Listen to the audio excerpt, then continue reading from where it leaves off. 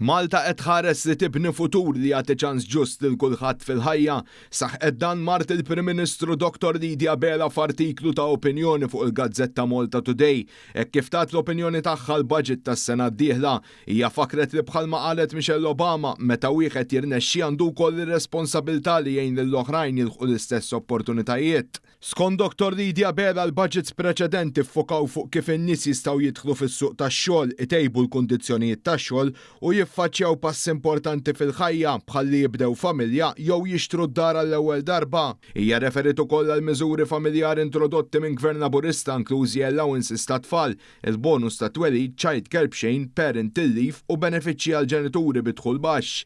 Hija sostnit kif il-baġit għal-2026 iżid tlif għal ġenituri f'sitwazzjonijiet diffiċli, ikopri nisa self-employed u jassigura li dawk li jieħdu ħsieb tfal jew membri tal-familja b'diżabilità ma jitħallewx lura.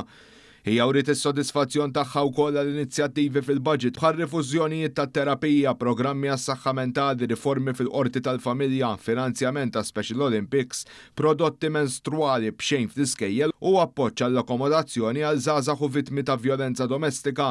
Dr. Lydia Abela ċċennat li dawn il-miżuri kollha juru li billi ngħinu lil kulħadd u nofru opportunitajiet ġusti nistgħu noħolqu futur aktar ġust u inklussiv għal kulħadd.